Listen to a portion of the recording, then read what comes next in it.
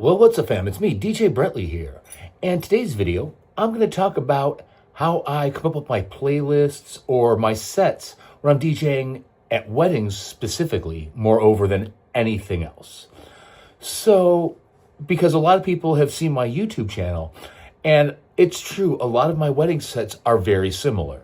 And there's a reason why. A lot of the couples who are inviting me to be their DJ have seen me play live at a lot of the college party bars and clubs I'm at, or a couple of the EDM clubs I DJ at. Hand in hand with that, when they see that out of me, a lot of these couples do ask me to do what I do at like La Crosse Beer House here in La Crosse, or Legends here in La Crosse, Stadium View in Green Bay. They ask me to do that at their weddings. So, one, they're looking for that whole clubby kind of thing to start with. So I immediately think about the bangers and what drives those party bars and EDM clubs to the dance floor and gets the dance floors hyped. The other thing I will take into consideration, obviously, is my couples do not playlist, or my must playlists, I should say, along with their do not playlists. But most of my couples give me a must playlist. And more often than not, I cannot tell you how many times the similarities from must playlist to must playlist are almost identical.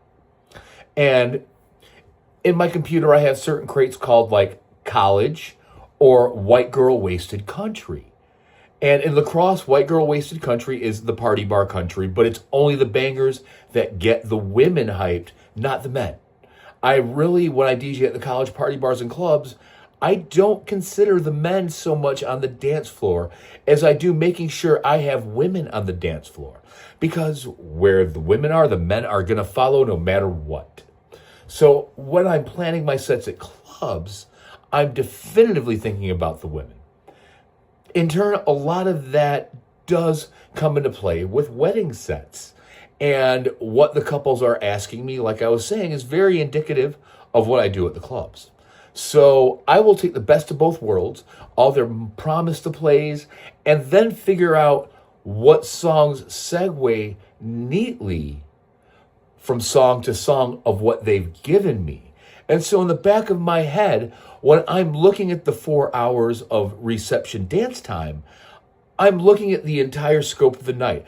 And these songs work well together early in the night, middle of the night, almost to the end, and the very end. And that's how I devise, in my head anyway, what's going to work together. The next portion of that being, a lot of times, the couples that book me at the clubs aren't there every night. So that gives segue to some variation to them.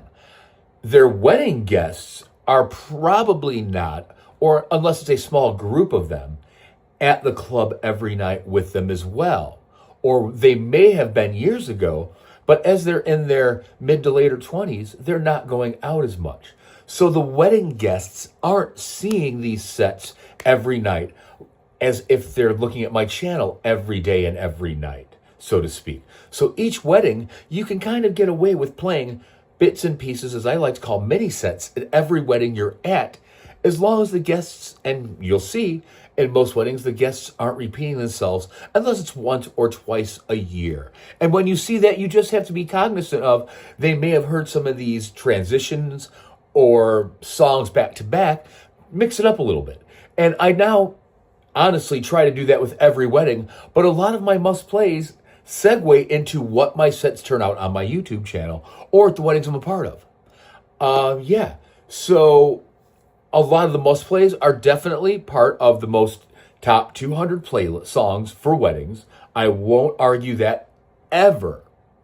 The other part of it being a lot of my couples nowadays are asking for no group participation songs or one or two of them, and that's it. And that's just because they're cognizant of those group songs are going to get everyone on the dance floor. And that in turn may be their time to sneak away for sunset pictures if it's in the summer or late summer. Go get a quick drink, use the restroom, or anything like that they're going to need to do while their guests are having a great time. Unfortunately, what does go hand in hand with that, where the bride and groom go, everybody else will follow, except to the bathroom, obviously, but it lessens the dance floor just a little. But yeah, so all of my playlists are definitively created by what brides and grooms give me in their must plays, their do not plays, and what I know works in between what the couple gives me. If that gives you any indications of how I handle sets. And yes, I take requests so long as couples allow me to take requests and it fits the vibe. A lot of couples will say you don't have to take requests unless it fits what we're doing at our reception. So that's, again, up to the couples that invite me to be their DJ. Hope you got something out of this video. Don't forget to like and subscribe. Talk to y'all soon. Thanks for watching, folks.